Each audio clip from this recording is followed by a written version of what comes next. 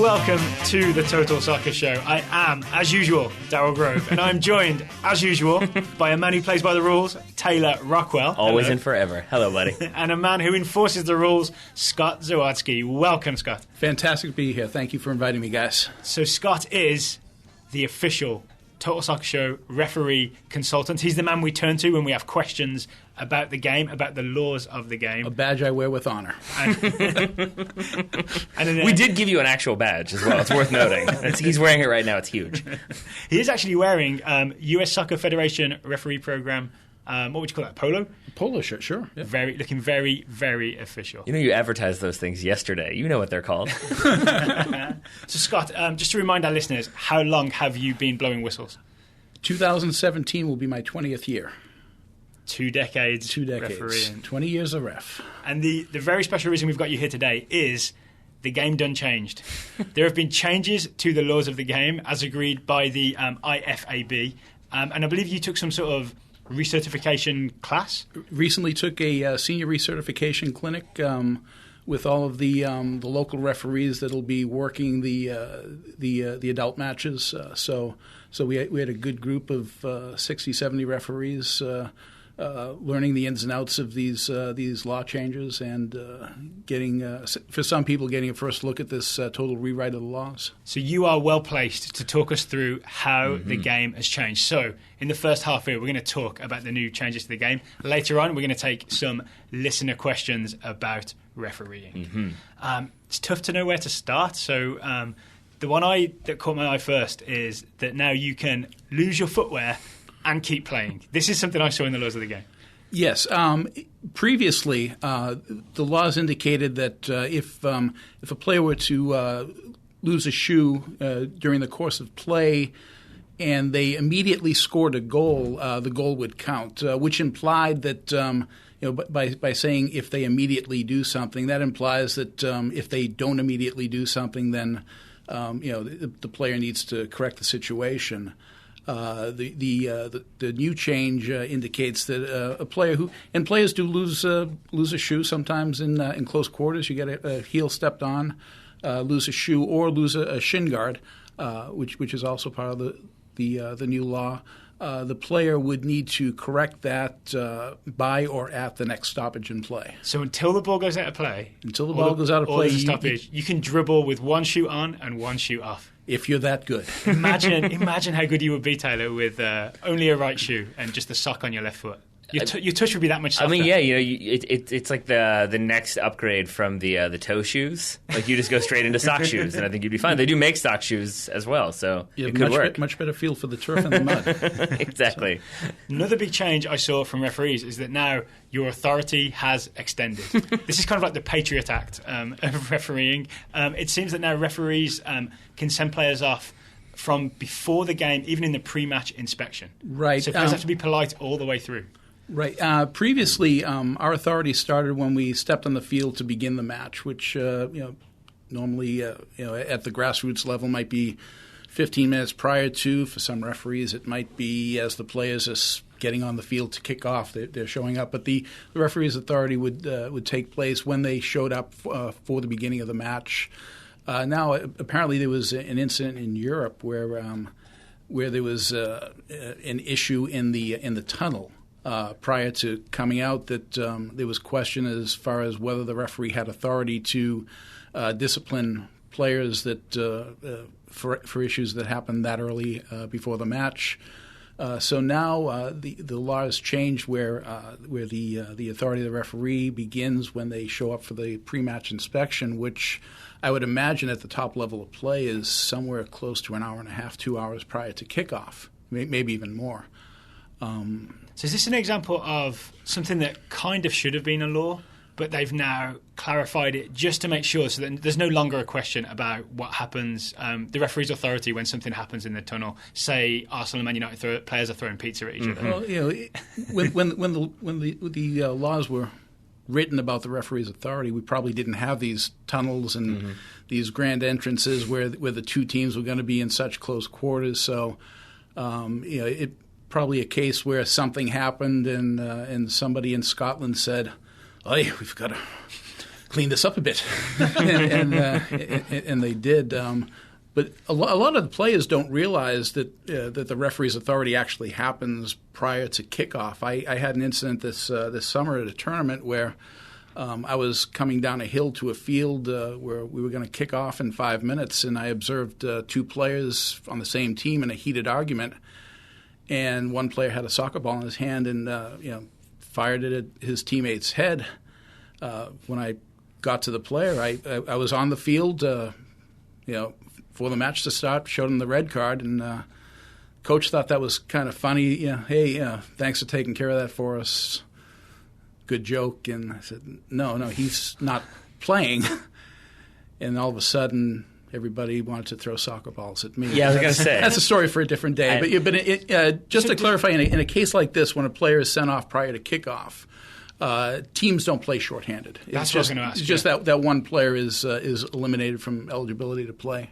So when I was coaching generally U10s and U11s, and I feel like at that age, referees tended to see it as like teachable moments where you would stop play and kind of instruct why you shouldn't do this. At what age do cards start coming into play? I mean, I guess technically they should be at any level. That's a great question because there's always that you get an 8-year-old little girl with her ponytail that denies an obvious goal scoring opportunity, and you're sitting there because the referee association didn't have anyone else, and you kind of fit into that game. And I'm not going to, I don't want to give the red card to an 8-year-old girl, but I would tell the 14-year-old referee that's doing the game next to it, no, you got to take care of that. So you're right. There are teachable moments, and I guess it really depends on the competition. Mm-hmm. If we're working, even at the U12 level, if we're doing competitive matches that with standings in the states that the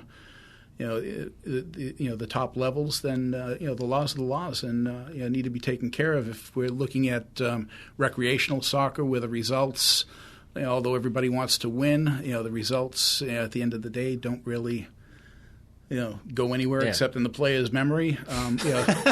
Then that 12-year-old kid, you can take that teaching moment. Okay. But 8-year-old ponytail's not in the official laws of the game. That is not in the official laws of the game. Okay. Well, one thing that is now is about players injured during a red card, yellow card challenge can be treated on the field. Sure, and this is this is a good change to the game. If a player is injured through a yellow card foul and they have to go off for treatment for a couple of minutes, the team that committed the foul has a tactical advantage for those couple of minutes to get that player back on the field. And let's say a team's already used all 3 subs. You might have a player on the sideline for 5 minutes. Mm-hmm. Well, in a case like that, I guess it really wouldn't work out. But if it's going to be a quick fix on the field by the team trainer, they'll allow the play to stop. Get this player well, or at least able to stand up and move around in the field. As opposed to taking him off, letting the team who fouled have a tactical advantage for a couple of minutes. So this stops that sort of mandatory step off the field and then walk back up to halfway line and come back on. Right. Everyone seems really annoyed at having to do. Mm-hmm. It also makes me wonder, and I'm sure this has nothing really to do with it. I know this is not why they made this rule change, but it also makes me wonder if it incentivizes getting players treatment, because there was that situation with Chelsea last season when Mourinho didn't want his trainers to run on the field because it would mean a player has to come off. And I wonder if maybe there's just an element of it encourages teams to get that player treatment because now you're not being penalized. Right. And just keep in mind that this only occurs when a caution or a red card comes out. If any other foul, just a careless challenge, if a trainer needs to come off, then the player would have to come out. Do you know why? Why have they chosen only to do this for yellow card, red card? Why didn't they just do okay, you got 20 seconds, and if it's not done in 20 seconds, then they have to come off the field? Yeah, we just completely rewrote the rule book. Come on, give us a break. But I have a theory about that, though. Is that I would assume the assumption would be that sometimes that's done for time wasting, the player falling down and saying, I need treatment, and then you're staying on the field and it's delaying. Whereas with a yellow card, red card challenge, it generally is going to mean that something severe has happened, and there's far less likely a scenario that you're faking. What Taylor said. I'm here to help. Well, here's a more general question. How do you feel about the rewriting of the rules? I mean, I saw that the reason they did it was sort of to clarify, make things more understandable. I know the length of the text has been reduced by something like 10,000 words. So do you give this broadly a thumbs up or thumbs down? I give it a thumbs up. When I read through the previous version of the laws of the game, and basically they would take last year's book and say, okay, what are we going to change, and just make the editorial changes for. And it was there were a lot of things that were written very arbitrarily that you could take several ways. This complete rewrite, when you read it, it makes sense. Mm-hmm. If a player were to pick up a copy of the new laws of the games and read through it, and read through the explanation of the changes, and it's a great document, and it makes sense to you. Yeah, it's some of that literally copy editing, because I know you went to Boston Latin. I know from being friends on Facebook that you are an enforcer of grammar. and I'm with you on that. So is it more pleasing to be able to read something that is clearly absolutely designed to make sense? Absolutely. When with the former law book, if I for some reason needed to get the exact wording, for example, if you had a listener question and I wanted to get the exact wording, I might have to read something 2 and 3 times to understand what the exact wording really means. But this is it's written in clear American English. Did you get the Boston Latin thumbs up? It gets the 1635 special award, yes. I didn't see a single usage of whereas, and I feel like that's usually a sign that things are getting real complicated. If you've got whereas like 4 times in one paragraph, you're in trouble. What I did see was a new rule about, or maybe a clarification about restarts and the ball. Maybe you can't just do a little bit of a tap anymore. You can't be so tricky. Right. The rewrite indicates that the ball needs to visibly move. The referee needs to see that ball has traveled. You should not. I would like to say that you won't see, but you should not see an indirect free kick where the person standing over the ball just taps a toe on it and a shot is taken. You should not see the trick corner kick. Trick corner kick. Does this ruin the trick corner kick? It doesn't really ruin it, but it should probably detract from it. We're talking about the trick that every U10 team and the New York Red Bulls use, where one player will stand over the ball in the corner and put a foot on it and say, "Hey, Timmy, you take it," and then they walk over. The ball is legally in play, and they dribble in toward goal. Nobody knows what's going on, and except the referee, because the coach told him 3 times before the game, said, "Hey, we got a trick corner kick play. We've been working on this all week. Let me tell you about it." I said, "No, I know the trick corner kick play. Yeah, good luck with that." So now, if they're going to do that play, they would have to visibly move the ball. The ball would need to visibly move. You can still do that play. You go over to the corner, and the ball doesn't even have to leave the corner arc. It just needs to move. So if the referee sees the ball move, the referee is going to determine that the ball's in play. And all bets are off at that point. So the trick corner kick could still happen. Still happen. It's got to get a little bit of a rotation. What I'm fascinated by is something else that you just said. Is that a regular occurrence for you? Do you have coaches come up to you and say, like, "Hey, we're going to do this play. Just so you know it, I'm pretty sure it's legal. I've read the rule book too. There's no whereases, so it makes sense to me." Like, I mean, do you get that sort of explanation a lot? When youth coaches come over to me, there's one of 2 reasons why they're coming over to me. They're going to come and say, "Hey, number 7 on that team." Oh yeah. Mm-hmm. At which point I put a hand up and say, "Yeah, I'll figure out number 7. Thank you very much." Or they're going to tell me about this great play they came up with. Yeah. On the corner kick. I said, "Gotcha. Say no more." I know. You reinvented the wheel. Yeah. Congratulations. Yeah. It's all very exciting for you. I saw it on YouTube. Speaking of restarts and ball movements, I want to say the most visible change that we've already seen is what happens at kickoff. We had a question from listener Michael Curry, who says that he noticed in the Copa America Centenario and Euro 2016 that the kickoff rule seems to have changed. Is there no longer a requirement to have 2 players next to the ball and then one passes it forward across the halfway line? Okay, so, first of all, there was never a requirement for 2 players to be over the ball. The new law changes are allowing kickoffs to go in any direction now, including backwards. It used to be just forwards. Used to be only forward, and we would force teams to keep trying until they got it right. I've been in one of those games. Mm-hmm. But and the reason for this law change is that what was happening is that the kicking team was lining up illegally for the kickoff. The requirement for the kickoff is that all players need to be on their half of the field.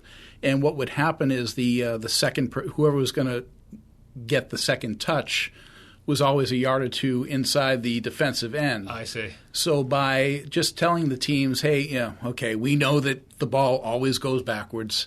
Go ahead and kick it backwards. Just stay on your side of the field. So that's what this is. This is basically it. That makes sense. It always seemed weird to me that the ball had to go forwards, but every team would then pass it to their centre backs or left back or right back. Yeah. I wonder if there was some time in history where the kickoff was actually a kickoff that was just sent deep, like rugby, American football. Or imagine a more adventurous game where it's pushed forward and then someone just starts dribbling. You know what I mean? That could have been a thing that used to happen. Yeah. Just free for all right from the start. What could possibly go wrong? And I think you and I both played on teams where there have been players who would like to just dribble directly at goal straight from kickoff. and I feel like that probably wouldn't work out too well. So I think this new rule change is warranted. Or shooting from kickoff. That's always fun, too. But it's not that the ball can't go forward, right? So if someone's dumb enough, they can still shoot from kickoff. Oh, if you got that wind behind you and the keeper's way off his line, good luck. Listeners in Scott, I should clarify. Nothing in this world makes Daryl angrier than someone shooting from kickoff. It really is. He's a very even-tempered man, but when someone does that, it really does. You can see the vein bulge on the side of the neck. It's just a waste of possession. I'm not disagreeing. I just forgot how much you hate that. See him run into his teammate. Have you ever seen a proper football game? What is your percentage success rate? I feel like the people attempting that aren't really worried about percentage success rates, but I could be wrong. Anyway, I've got that out of my system. I've got that out of my system. So let's talk some more about some rule changes, because I feel like, again, going back to my coaching experience, I do think with the referees kind of handling a little bit of coachable moments. Maybe there were instances in which player goes down, maybe you want to reward that team, give the ball back to them. Referee would help with that, but it sounds like that's no longer a thing that's allowed. You're talking about on a drop ball? That's correct. Alrighty. So this is actually always – the referee should really not get involved with tactics on the field. But I guess what's been going on and needed to be put down in writing is that the referee on a drop ball should not do anything to affect the result of the drop ball. The referee is there just to drop the ball and let play start. We aren't there to enforce fair play. Okay, so this is about like if a player goes down injured, then you used to be able to maybe say to the other team, all right, you guys, I'll drop it, you kick it back to the keeper, all's good. You're just trying to say, so the right thing to do right now is for you, little 8-year-old Sally is for you to kick it back to them. Or 34-year-old Steve playing or in the 34-year-old Central Virginia Steve, Soccer Association. Right. But it's in writing now that the referees really shouldn't do that. I personally want to know what's going to happen. I might ask people, if I see you two come in for a drop ball, I might ask you guys if you have a plan, because if you don't, I kind of want to get out of the way. Mm-hmm. I don't know how you guys wear shin guards. I don't. I don't want to be there when the legs start flying at the ball. But if I was to say to you, "Hey, I'm going to kick it back to the keeper," then you're just like thumbs up, right? And all's good. Just drop the ball and get out of the way. I might look to Taylor and say, "Did you hear him?" I guess that would not be affecting it, but as long so as that he doesn't chase it. What I hate seeing, I don't know if you guys have ever seen this. You have one player who wants to fair play it back to the, and you got a guy from another team insisting that he's going to be involved in the drop ball. Like, yeah, I'm familiar with that. Dude. It's no bueno. I would really like you to step back, but I can't tell you that anymore because the laws of the game won't let me. Yeah. It does seem like a lot of these rule changes that we're talking about, though, are like relatively minor. Like, we're not changing the fundamental way the game is played, but it seems like they're minor until there's going to be an incident in which someone doesn't kick the ball back and it becomes a problem. Or like another change that we have is a player being out of bounds and how they're deemed to be in or out of play. That seems like something that maybe isn't a huge deal until offside is or isn't given, and then the entire world erupts on Twitter. I still don't understand this one. Sure. Okay. So I think we're talking about... I didn't understand the old version, and I might understand the new version. Let's talk about both so we see how it changed. So I think we're talking about when a defensive player is beyond their own goal line and how they are judged an offside. So let's say we're back in 2015, Right. and a defensive player, for some reason, whether he's injured or just doesn't want to come back on the field, has gone past his goal line and is stationary there. In 2015, he was considered on the goal line for the judgment of offside. So what the assistant referee would need to do is observe generally the goalkeeper, who then becomes the second last defender. Oh, so I could stand next to the keeper and I'd be onside still, almost. As long as you were upfield from him, yes. Now, 2015, until he moved from that spot off the goal line, he was still considered that last defender. Right. The recent change is basically everything stays the same. He's the last defender and he's on the goal line until the defensive team plays the ball upfield towards the halfway line out of their penalty area. At that point, he, as far as offside goes, he doesn't exist anymore. He's a non-player. So if the ball comes back around and that team is attacked again, then right. He's not at risk of playing everybody onside. Right. So I guess the key for the attacking team is to try to keep an eye on the assistant referee to see who they're lining up with, because what will happen is the assistant referee would generally be lining up with the goalkeeper as the second last defender. Mm-hmm. Ball goes upfield. The assistant referee might have to run upfield a ways to catch up to who would now be the second last defender to get the offside judgment. Oh, I never thought of that. You can read where your offside line is by where the assistant referee is. Yeah, as long as it's not me guessing 5 yards downfield. You're supposed to be able to. You're It depends on the mobility of that linesman. So my question is, why didn't they just change this to, if you're off the field, you're not interfering, and so you are not part of the offside line? Because then you would have defenders just going off the field to put people in offside position. That makes sense. Come on, Daryl. You were thinking that in the back of your mind. Maybe. I like to play a high offside line anyway. You do. Any other things you were wondering? Any of the other things didn't make sense to you, Mr. Grove? No, I mean, for now. That's okay. Another new law I saw was that on penalty kicks, the direction will now be decided by a coin toss. This is for not penalty kicks. Shootouts, penalty shootouts. Kicks from the spot to determine a winner. Is that the official phrasing? Yes. So we'll call it penalty kicks. Penalty kicks at the end of the game. So in the past, the goal to shoot on was decided by the referee. And really, there was no guidance. At these higher level games, you usually have a supporter's end on one side and another supporter's end on the other side, and naturally, the attacking team wants to be in front of their supporters, and the other team wants to be in front of their supporters.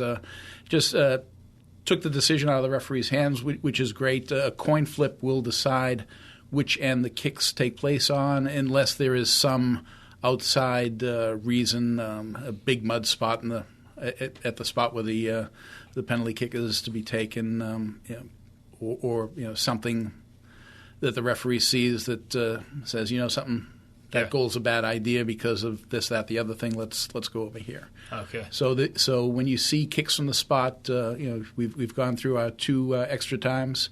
And we're going to kick. There'll be two coin flips, one to decide which goal we're going to shoot at, and one for the visitors to determine, or whoever wins the toss to determine kick first or kick second. I also have a question about coins. When we talk about a coin flip, whether it's in CVSA, the league we play in, or whether it's a professional level, is it just a random coin, or is there like a special referee coin that you get when you complete your certification? I want it to be the latter. No, it's a random coin. A typical tournament gift will be a tournament coin, so referees end up with a lot of coins. So you do get tournament coins. I was really hoping that there had been an incident when you're like just rifling through your car looking for a quarter. Like, come on, there's got to be some change in here. But let me tell you something that I learned early on in my referee career, and I actually had to resort to it this year. Every once in a while, and we've seen that commercial where the referee's looking for his coin, and they may have change for $1. Every once in a while, you go out in the field and you're ready for the coin flip, and you just don't have a coin. Right. I have two whistles looped together, and one is they're different colors. and people ask me, why do you have different color? I say, well, the green one's for your fouls and the white one's for you. But the real reason that I do that is if I ever forget a coin, I can take my whistle, put it behind my back, and ask, instead of heads or tails, red or blue. So yeah. You've never gone Jedi mind trick where you were just like, I flipped it. You didn't see? It's heads. Here we go. I feel like that's something I would try to go for. I probably wouldn't be able to pull it off, but I'd go for it. I mean, there are, like I said, commemorative coins. You can purchase U.S. soccer coins. CVSRA gives us CVSRA logoed coins, but you end up with a lot of coins. The trick is remembering to take one out of your bag to the coin toss. And they are not legal tender. They are, well, I mean, you can use legal tender. I mean, you can't use like a CVSRA or US Soccer Federation coin to go to the store and buy a granola bar. It's a good idea. I've never tried it, but I would say that they're worth the value of the metal. The metal that they were stamped on, sure. I tell you, any more new rules that you would like to get clarification on? I think there's a big one that we haven't hit upon yet. What's that? Dog so. Denial of a goal-scoring opportunity. There you go. Yeah. Because, is that what dog so means? I've always wanted the other referees talk about it. I just saw it in the book, and that was like one of the few acronyms in there that I was like, I know what that one means. I can figure that one out. Yes, so that doesn't necessarily mean a red card anymore. Is that correct? There are instances where we would not be giving a red card for denying an obvious goal-scoring opportunity in the penalty area. And when you break it down, it's basically the tripping foul or the kicking. There's been a lot of talk over the last several years about the triple jeopardy that a player incurs when they are basically trying to make a legal play on the ball and just miss tackle, the same kind of miss tackle that you might have in midfield. And instead of getting the ball, you get a player's ankle. They go down in the penalty area. If you're the last defender, you get a red card, they get a penalty kick, and you miss your team's next game. That's the third one. That's the third one. I wasn't sure if it was like, and maybe they score was the third one, but yeah, the suspension. So the change that took place is if that sort of foul happens, if the referee recognizes that yes, a foul occurred, but it was clearly a play on the ball in the penalty area, we should now be giving a yellow card caution and the penalty kick. So basically, the team should get the goal. But it's been that one instance would be a caution as opposed to a send-off. And this only occurs inside the penalty area. If the player made the exact same tackle a yard outside the penalty area, there's no penalty kick, but he would be red carded and have his 1-game suspension. Can I take a guess at why? Is it because when you foul someone in the area and it's a penalty kick, you then get a goal scoring opportunity? But if you do it outside the box, like if the player's running through on goal but they're outside the box, you take them down, you've denied a goal scoring opportunity, they don't get it back. If you do it in the area, I don't think we think that much through it. Do you get what I'm saying? Then? But it's the reason for it. The reasoning is to pull away this the triple punishment for a foul that really, you're basically giving up a goal for the foul. Right. You're getting a caution, and like I said, this has been in the talks for a few years anyway. What does it take to get one of these larger changes to happen? Oh God, something bad must happen to a very rich team. I don't know. I just get the new rule book every year, figure out what I have to forget and what I have to relearn. I just imagine it as a lot of like lobbying from various organizations or teams or people on the board. There are some of the changes that you can look at and say, that makes sense. Like the kick going backwards. Yeah, okay, we're taking that player out of the illegal position, but this one, there's a lot of logic in there that somebody who just might have missed a tackle by an inch, took a player down, then you're giving up the goal, you're giving up the player, and he's out an extra game. Probably some sort of team fine if he's a professional. So, some of them you can see the logic. Others you just say, okay, good, let's go. All right, next one is a rule change that I think is close to Jermaine Jones's heart. This is that striking the head or face of an opponent is always a red card offence unless the contact was negligible. Right, and I guess the big thing is what is negligible? That was going to be my question to you. It all depends on I guess. Now, how do you interpret it? Well, I think what Jermaine Jones did, unless somebody is right about this magic arm thing with a voodooed Jermaine Jones's elbow to reach out and slap the opponent, that was an attack. He went for the face, and players need to know at this point that is that's going to be a red card foul. I'm glad that the referee had the whereabouts to say, hey, that's a red card now. Yeah. In fact, I don't remember if he made the call or if he got assistance from his fourth official. I think it was both, actually, because I remember watching it about 46,000 times, and we were both very impressed by the fact that there's a huge scrum of players around, and yet that referee is locked in on Jermaine Jones. Like, he sees that incident all the way, but you can see the linesman also pointing. So I think they're both up on that one. My question, though, is about, like, a player we always talk about with this is Diego Costa, who's a huge fan of making contact, but it's like, oh, it's friendly contact, even though it's clearly not. Or maybe like gently tapping you in the face, and like an Italian mother would do. Yeah, so when he's like, oh, good job, and then he'll maybe tap it just a little bit too hard, would you say that now falls under this category? Or is that negligible? This is what Diego Costa does. He makes things difficult. He makes it difficult. He finds the loopholes. Right. Let's say you have a Diego Costa, and he gives a little face tap, and the opponent's clearly annoyed. But I look at it and I say, I didn't really see that as bad. I would never go up to Diego Costa because I'm not fast enough to ref those games. But if I saw that at the grassroots level where we're all involved in, I might go up to the player and say, hey, I don't want to see that again. You should know that I can go red card on that now.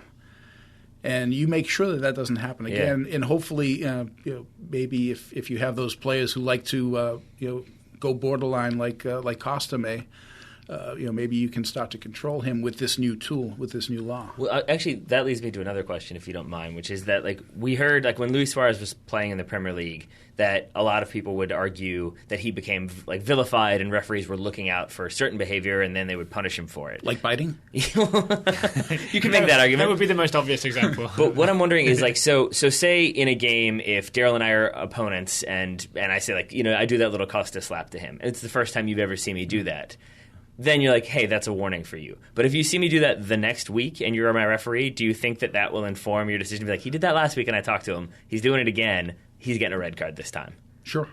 Interesting. Okay, so then... Now this isn't a case where I'm observing you playing hard and or that you back talk with me. As a referee, you try to forget those. Start with a clean slate. But if I see that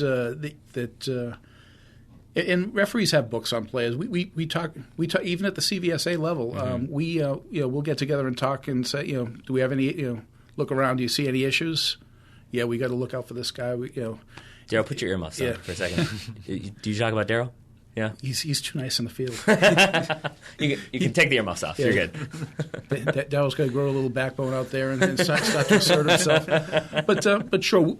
We'll identify players, and if we see matchups, especially at halftime, if we see matchups that are going on, it's always a good idea to know the players and the tendencies, especially the hotheads, the players that are you suspect you've seen in the past will take a retaliatory run at somebody.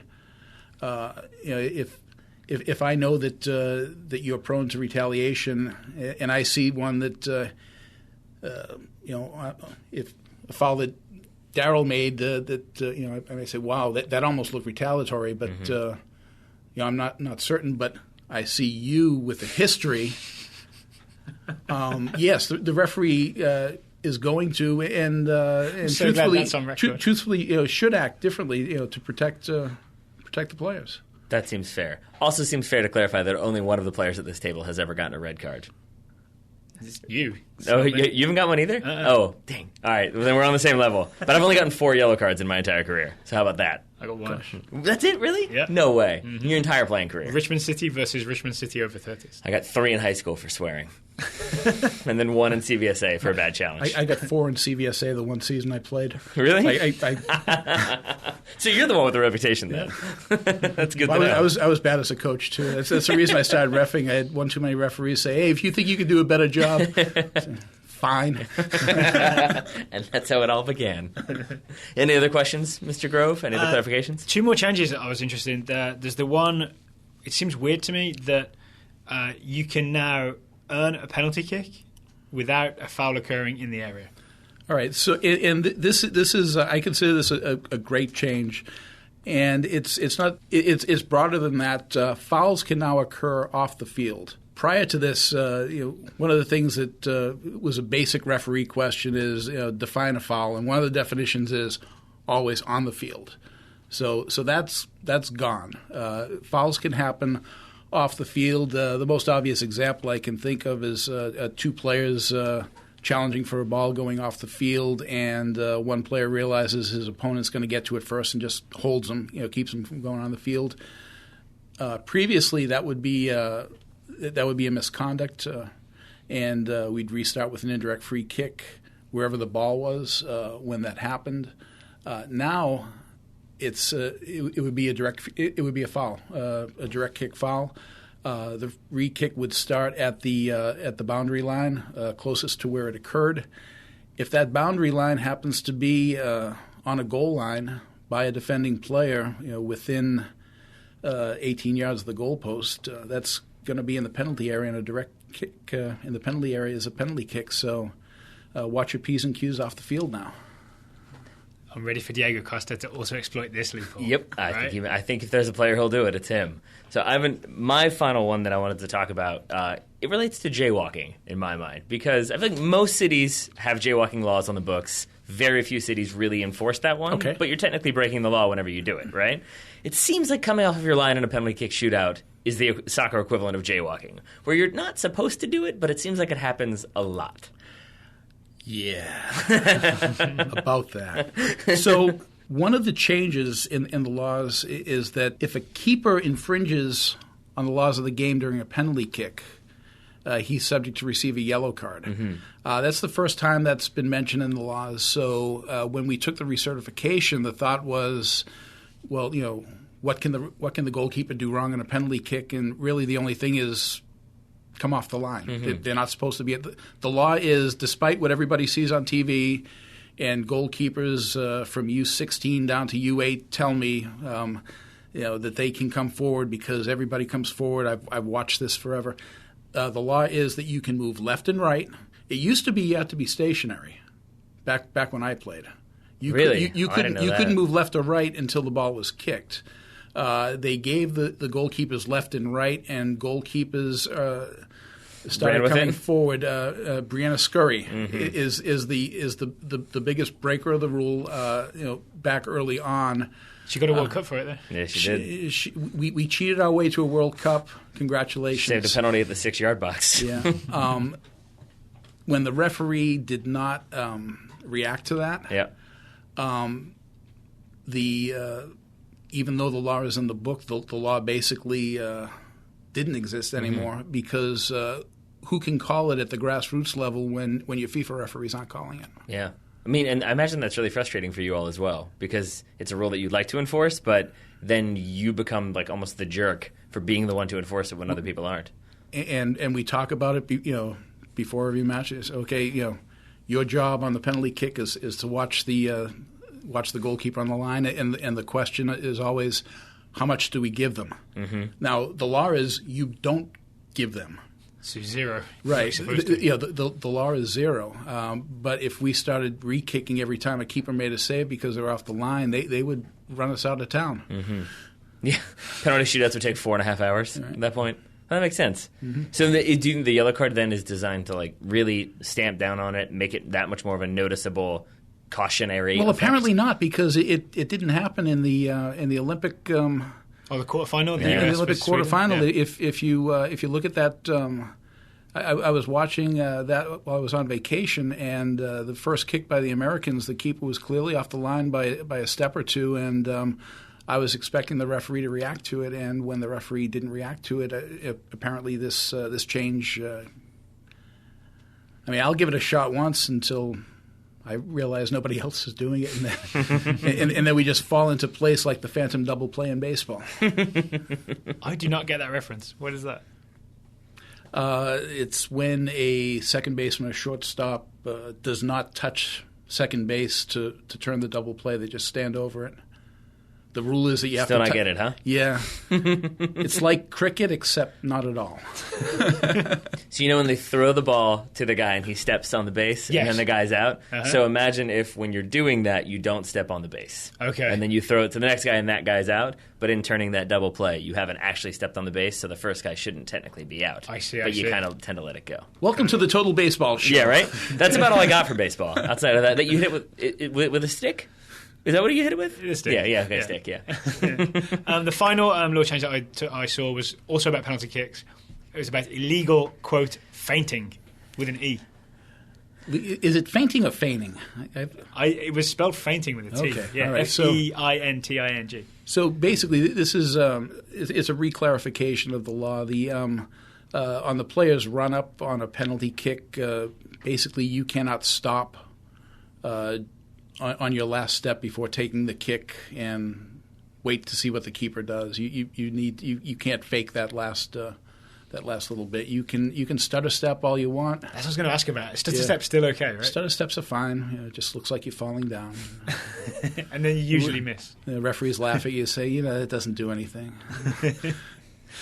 Just to clarify while you're here, because we always get this question, what is the rule? Is it that you cannot, as long as you're constantly moving forward, you're good? As long as you're moving towards the ball, you go to the ball. You just don't stop. Follow through with your kick.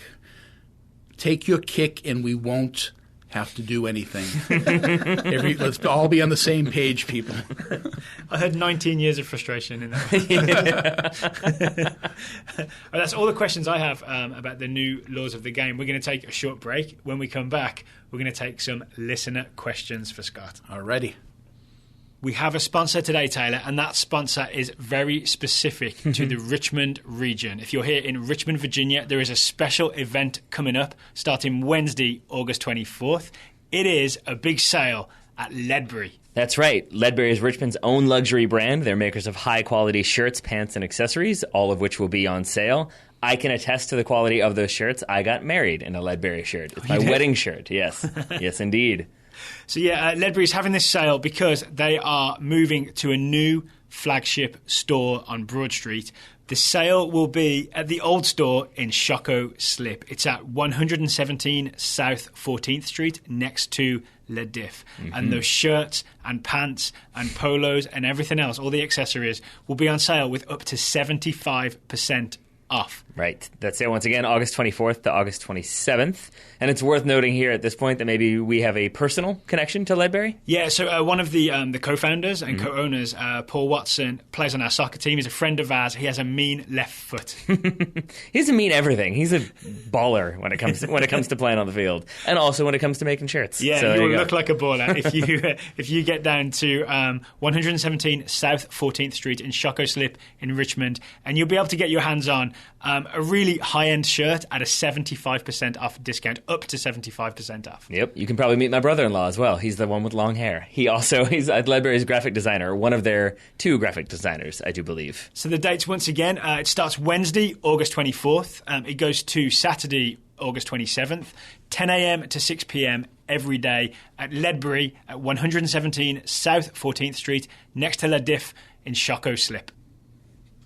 Welcome back. I'm still Daryl, he's still Taylor, and he's still Scott Zawadzki, official referee consultant to the Total Soccer Show. So we have the new laws of the game down, pretty much. Pretty much. We got it? We'll figure it out in September. I feel ready to go. We also have questions from listeners. We put the call out via email, via Twitter, and we have questions for you from our listeners. Fantastic. Scott. Let's go. Okay, first up, it's more or less the same question came from both Owen Bauer and from Andrew on Twitter. I believe it actually came from Andrew's dad. It did. Right? Mm-hmm. So Owen says, does the fourth official really keep track of added time? How does he do it? It always seems like a guess. Whereas Andrew's dad says, stoppage time seems arbitrary. Sometimes it will say 3 minutes, but then the whistle doesn't blow until 3 minutes and 30 seconds. How do you decide when to end it? Fantastic. Okay, well, first of all, to Owen, the fourth official actually does not track added time. The referee in pregame might ask him to back him up on added time, but it's the referee's responsibility to keep track of any lost time, significant delays on restarts, dealing with cautions, delays in substitutions, water breaks now. Hydration breaks now that we have at all levels. So it's the referee, and the referee will make a signal or contact his fourth official, let him know, let's put up 4 minutes. So the fourth official is just responsible for holding up the board, not for deciding how many minutes are on that board. He's got other things to do, but I didn't mean to diminish the fourth. But that's when he gets his most airtime on TV. Yes. All right, and then to Andrew's question. So when it says 3, why sometimes is it 3:30? Why is it 3:45? Sure. Now, when the 3 minutes go up when the referee announces 3 minutes, it means that we're going to end the game somewhere between 3 minutes and 4 minutes after the 90 minutes are done. So it's a range of time. We just don't want to put on the clocks 3 minutes and 20 seconds afterwards. I think you guys remember when MLS started and the time was kept on the clock, and the buzzer was going off. And I think everybody agreed that that's really not soccer. A good referee is going to be watching a play develop and getting downfield, and once an attack is done, may look at his watch and say, "Oh, hey, look at that, we're all done. Now we stop." Can't you also get added time within added time? For example, if there's a long stoppage, say if someone's injured and it takes 2 minutes and that's eats out of the 3 minutes added time, surely then that gets put back on the end, right? Or there's a minute left in the match, or there's a minute left in the extra time, and it takes 2 minutes for a substitute to play to come off the field for the new substitute. Sure, added time can be added to. Naturally, if a goal is scored, if an injury happens, delays with cautions, things like that. If you're a Man United fan, there was the famous Manchester derby a while back when Michael Owen scored the winner. I think it was like 3 minutes of added time, and he scored in like the 6th minute. But there had also been a goal in injury time and 2 substitutions and an injury. And then I remember it was a whole big brouhaha about why they got that time. Coaches think that they're just so smart at putting the 19th player on the bench in as a substitute with 30 seconds to play. I say, well, that'll be the end of the game, and not so much. Not so much. So another maybe double question we got. One came from Seamus O'Connor, who said, "What are your thoughts on the concept of makeup calls? Do they happen, or is it just kind of unintentional?" Similarly, Michael Pearsall says, "Have you ever made a call you immediately felt was wrong, but you had to stand by? Are makeup calls real?" Maybe 2 separate questions there from Michael, but you get the idea. But right, basically they're saying, do you know you make a mistake, and do you fix it by making another one? Making another one. The laws of the game actually give us an out for this. If a referee makes a mistake on a call and gets additional advice from an assistant referee, or just realizes, oh, wait a minute, I just did that wrong, as long as the play hasn't restarted, you can change a decision. Happens to be all the time at the beginning of the second half. I'll call a foul, point to my right, and the players getting the free kick start yelling at me, and I have no idea why he's so angry. I'm giving him a free kick, and then I realize, oh, this is the second half. You're going the other direction. Yeah, my bad. Hey, everybody, wait. We're going to go this way now. So, but as far as makeup calls, I stand by the calls I make. So I'm not somebody who is going to do something like that. But I will say the one thing that really irks me as a referee is when I'll make a call. Oh, there's a bad call, and then I make a call the other way that the other team think, and they say, "Oh, yeah, that's just the makeup." Okay, we understand. I say, no, that wasn't a makeup. I just messed up twice in a row, maybe, but it wasn't a makeup. Would you tell them in that instance if they say that? Would you say, "No, it's not a makeup"? I tell players all the time that this is what I saw. If I made a mistake, I made a mistake, but we're going this way.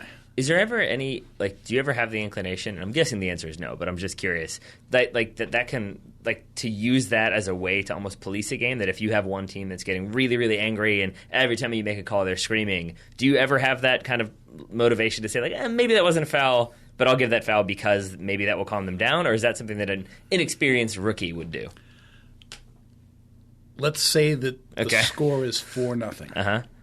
And the team that's down 4 is just at the point where they're getting frustrated. And as a referee, I think that if they're at the point where they may snap and do something silly, I may start looking for things.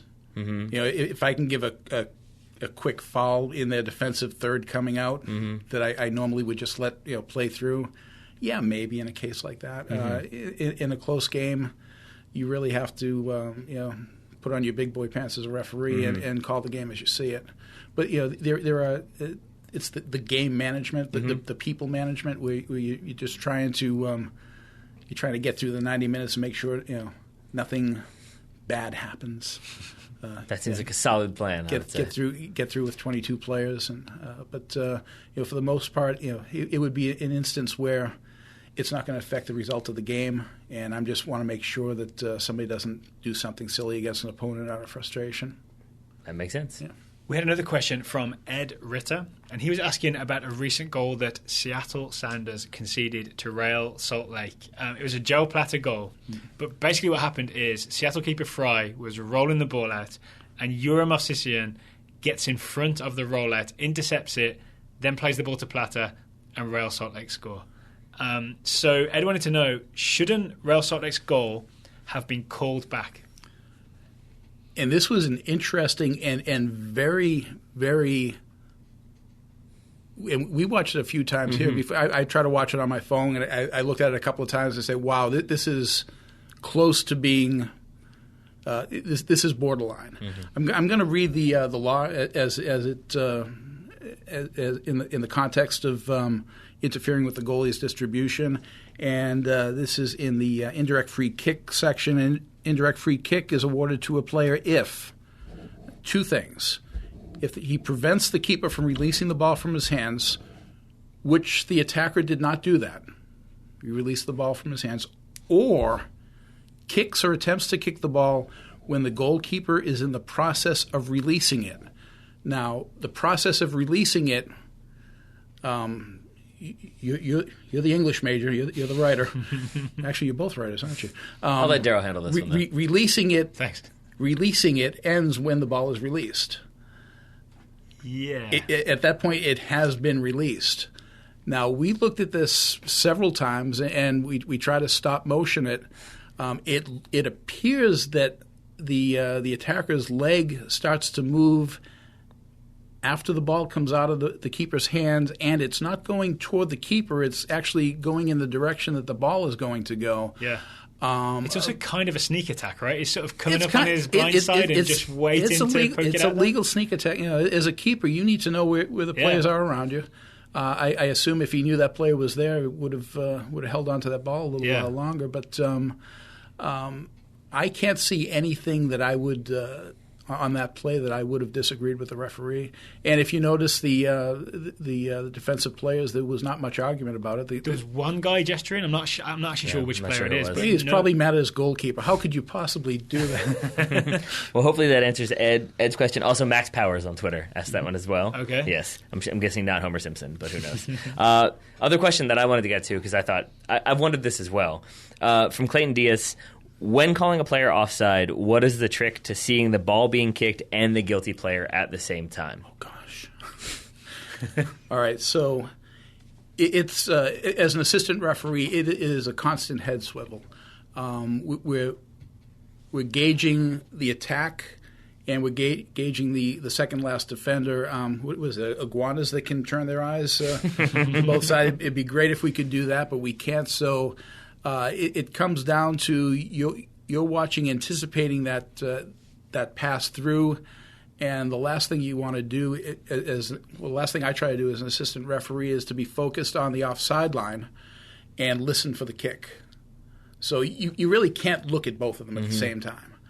So you have to use your other senses, and if you're looking at the ball and then you turn and you see a player in an offside position, he could very well have been making a run. He might have been 2 yards on the good. That makes sense, yeah. So you watch the player with your eyes and the kicker with your ears. You keep track of the ball, Yeah. And when you anticipate a pass coming through, immediately I focus on the offside line. Hopefully I'm still there from looking back and forth. But you want to be focusing the last thing on the offside line because that's the most important area to be watching. Either the player is going to be past that last defender or not. That makes sense. Mm-hmm. Well, if this whole refereeing thing doesn't work out, you could always be a scriptwriter for Ray Hudson because that line. Ray Hudson? Yeah, because I could hear that. I could hear him saying that linesman had iguana eyes, and that does seem like a line he would say. Didn't he call Xavi chameleon eyes? There we go. For many years. So that's why. Okay, it's all coming together. This is why we have Scott in studio. All right, so we have a few more questions. Mm-hmm. We can do it rapid fire. The lightning round. The first one is from a Scottish gentleman that we all know, Andy Marr. Andy Marr. He'll be very pleased with your Scottish accent that you put on. I don't think he will. Okay. Do you want to ask the question in a Scottish accent just to really hit it home? I absolutely do not. All right. So we're going to go through this quickly. Andy Marr asks, should the offside rule be modified to give more advantage to the attacking team? The offside rule has been modified not year after year, but in several reviews of the rules. Used to be you needed 3 players. Right. I think it may have been 4 even before that. But at this point, other than pulling the offside rule totally out of the laws, I don't know what other advantage we can give the attacking teams. All right, next question. Trevor Lewis says, why in soccer is contact and getting in the ref's face allowed to levels no other sport would tolerate? Because the referees allow it to happen. Right. So it's not in the laws that it's allowed to happen. It's the actions of referees. Dissent is against against the rules. Is against the laws of the game. Mm-hmm. Right. Somebody getting in the referee's face and yelling at them about whatever they think of their calls. That's a form of dissent that can be dealt with the referees. The fact that at the professional level that these fans are paying to see players, so. The players. I don't know this, but the referees may be getting some direction that don't ruin the game. They're paying to see number 10. Yeah.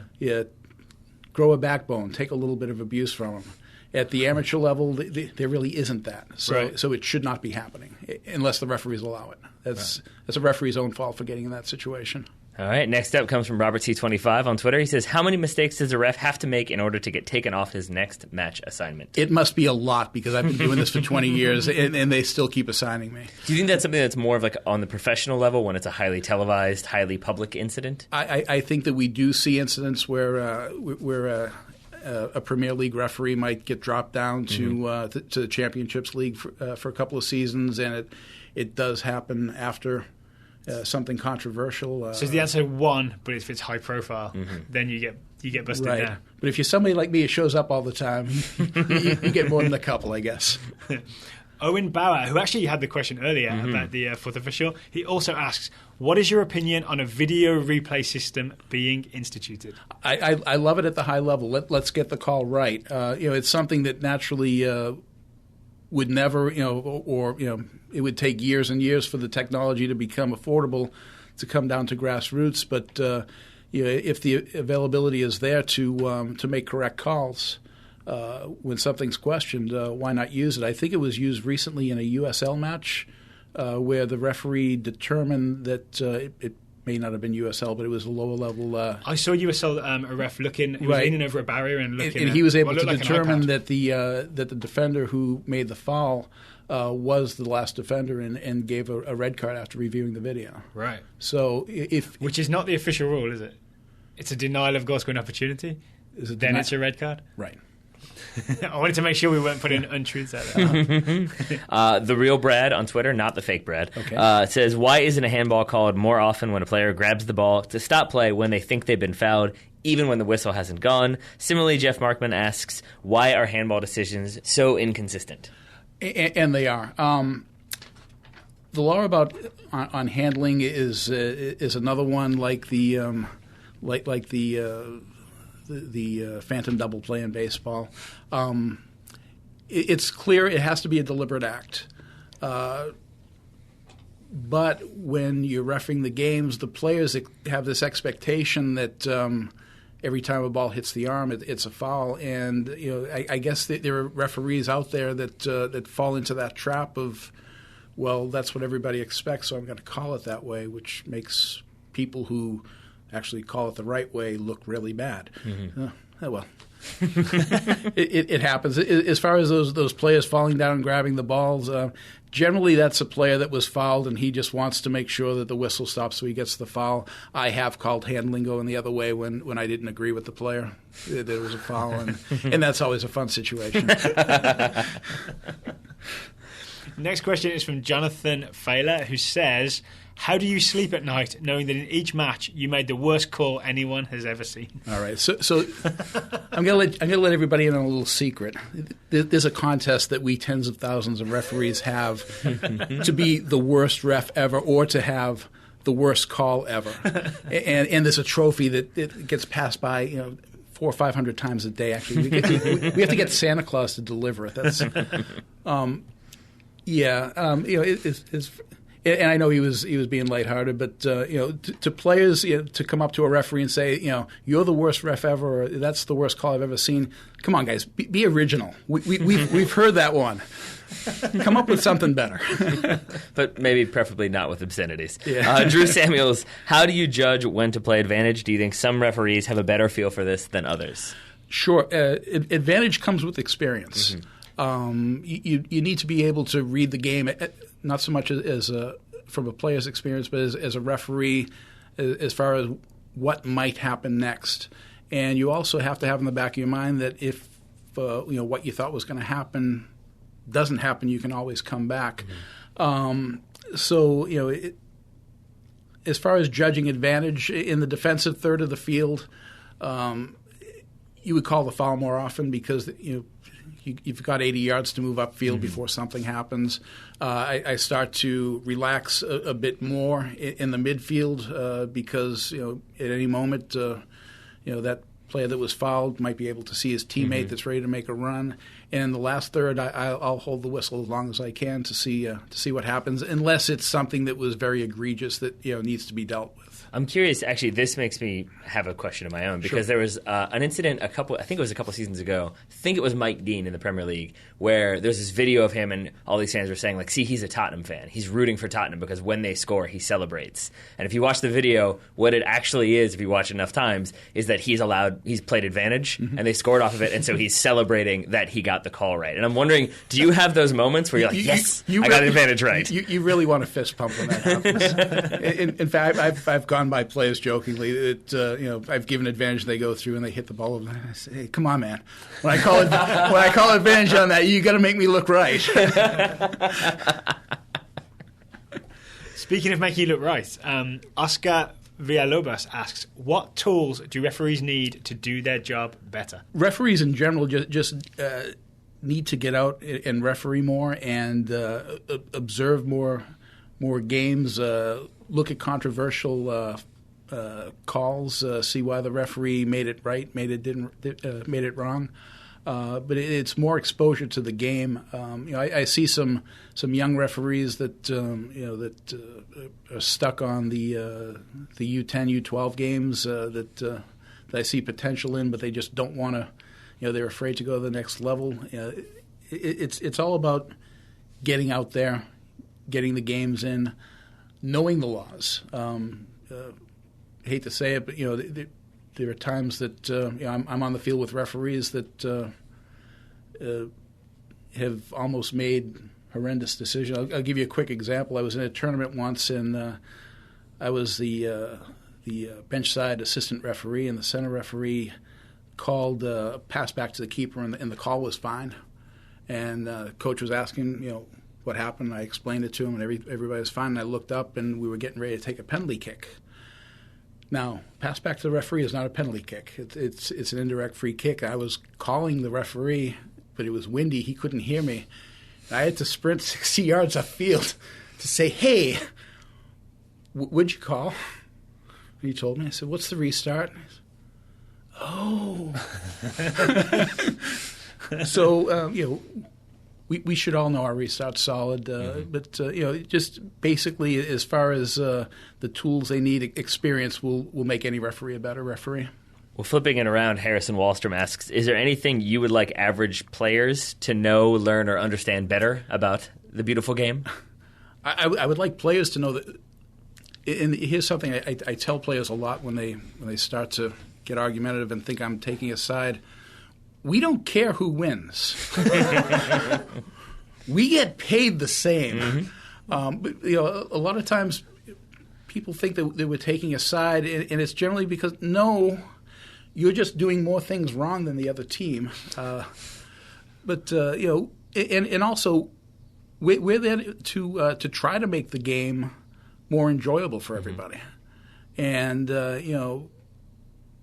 we in general like to be be considered approachable. And, I would say that if an average player ever has a question about a game, as long as you have your smiling face on and you're respectful to a referee, most referees will tell you, based on their experience, what the answer to your question is. We have a question from Matthew Hartman. Matthew Hartman asks, if you were allowed to make one change to the game, the way the game is played or refereed, what would it be? I'm stuck between two, and they're both radical. Okay. So the first one I'm going with is the sin bin. I watched some U.S. Rugby in the Olympics, and I like the idea of for a foul that's not quite a yellow card, but certainly significant, that a team plays shorthanded for a couple of minutes. Like in indoor, we play indoor. You get a blue card, 2 minutes in the sin bin, right? You've been there. I have been in that sin bin. Right. And the other thing, which is really radical and will never happen, but I've always liked this idea, is as opposed to kicks from the spot to determine a winner, that we go back to the old NASL shootout. Yeah. Because that's more of an actual soccer thing. Yeah. And the goalie has a chance, the shooter has a chance, and I think it's more exciting than putting the ball 12 yards and see who's going to finally put it 2 yards over the goal. I agree.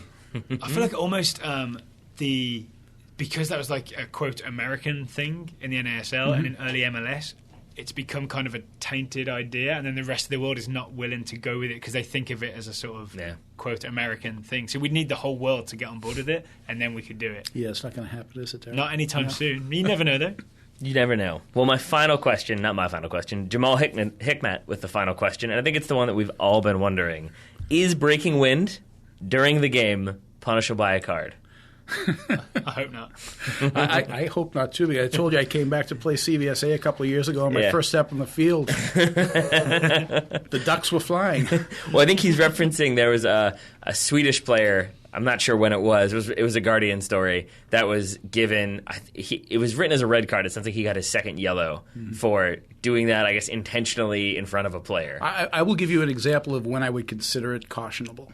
If a player if they've eaten something particularly heinous the night before? If a player came up to me and said, you want to know what I think about your call? Here's what I think, and he turns around and rips one. Yeah. That's caution by word or action. And I would certainly consider a caution there. And sounds more like noise or action, but yeah, that still works, yeah. Word or action. Well, Scott, thank you so much for coming in, for answering all of our questions, for explaining all these rules so that we know exactly how to bend them to our advantage this season. Is that your plan all along? Oh, yeah, exactly. No more pulling people down off the field anymore.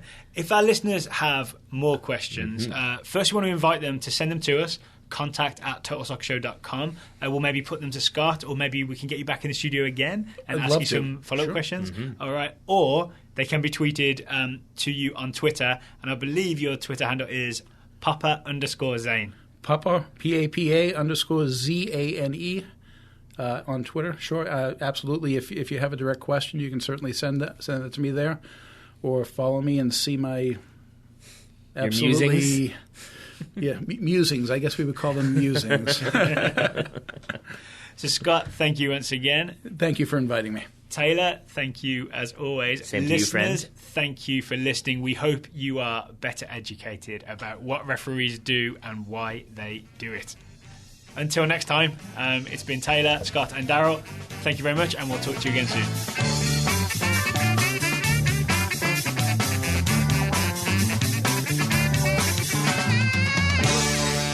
You gotta slice it.